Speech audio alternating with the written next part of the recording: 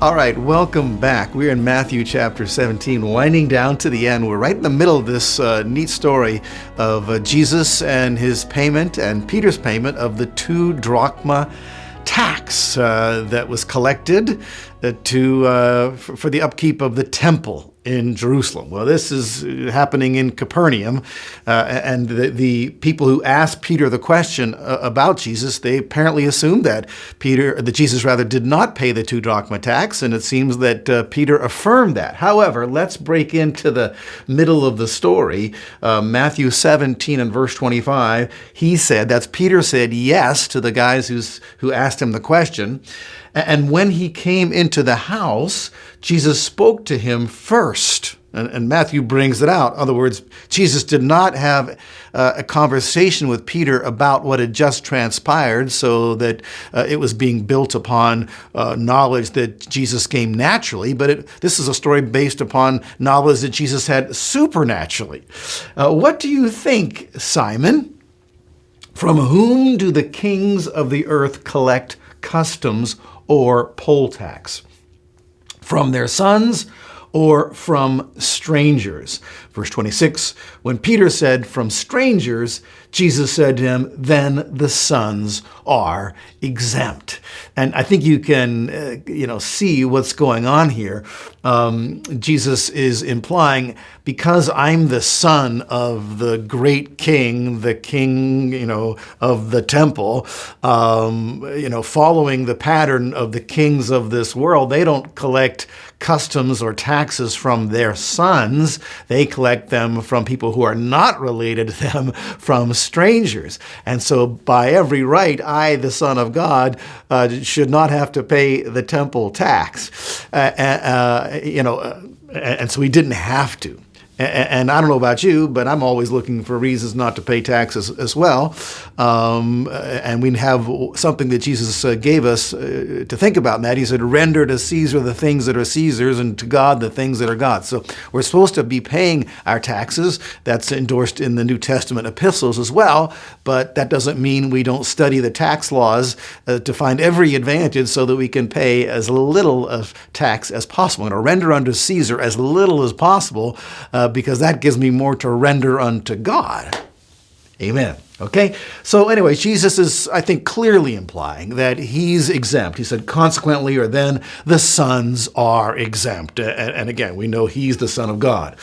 Verse number 27 begins with the word however. So again, that underscores the fact that he's saying, I'm exempt from this. However, even though I am exempt from this by virtue that I'm the son of the king, so that we do not offend them. Because as Peter walked away, affirming to the 2 people that asked him the question, does your teacher not pay the 2 drachma tax? They may have walked away a bit offended, thinking, well, we pay it, and why doesn't he pay it? He's supposed to be from God. So verse 27 again, however, so that we do not offend them, go to the sea, throw in a hook, take the first fish that comes up, and when you open its mouth, you will find a shekel. I believe a shekel was worth, 4 drachmas, and so that's exactly what was needed to pay 2 people's tax.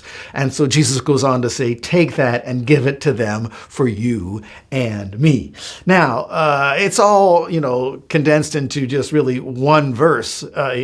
Matthew doesn't go on to tell us of Peter following through on this, although I'm sure that he did follow through on this. And we could take a little liberty. They didn't want to offend the people who asked him about paying the 2 drachma tax. And so it would seem then that those 2, in order to not offend them, they'd have to have knowledge that Jesus and Peter did pay the 2 drachma tax. And so I just like to think, and if you'll forgive me for this, that Peter walked out of the house and found those people who had asked him the question, come on with me. I want to show you that Jesus actually does pay this tax. Let me show you how he pays it. And so Peter goes down to the Sea of Galilee. It's just a stone's throw away from where Jesus was staying in Capernaum. And he takes his rod and has a hook on the end of it. And he catches a fish rather quickly. And he pulls it out and he opens it its mouth, and wouldn't you know, there's a shekel in there. And Jesus said, take that and give it to them for you and me. Oh, so there it is. Those guys did stay involved who asked him the question, and they were taxpayers, and so Peter gave them that shekel to say, well, I was wrong. Jesus does pay that tax, and I'm paying it as well. And were they there when Peter obtained that shekel?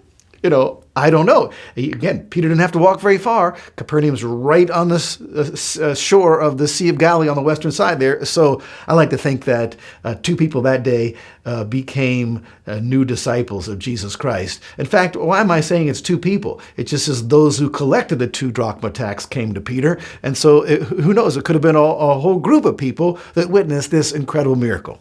And when I think about all that God had to do, I don't believe, and this is my opinion, I don't believe that God's a counterfeiter. I don't believe that God created a shekel, and created it in the mouth of a fish. I would prefer to believe that fish was swimming along, and at a certain time, when a shekel fell out of someone's hand in a boat or wading out into the water or something, fish are attracted to shiny things. That's fishermen know that. They throw lures that kind of shine in the water, and that's how they catch fish. And so a shekel flip-flopping down through the water, a fish says, oh, there's a little fish, and he grabs it, and he gets it stuck in his mouth.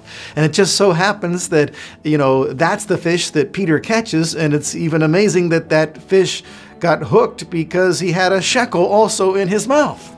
Okay, so just a whole series of circumstances that God had to put in place here in order for this miracle to come to pass, and it came to pass. Okay, all right, so great story. All right, well, we're going to head on now into looking at some of the most immature action you've ever seen by any of Jesus' disciples. It's quite amazing. So I'll see you next time.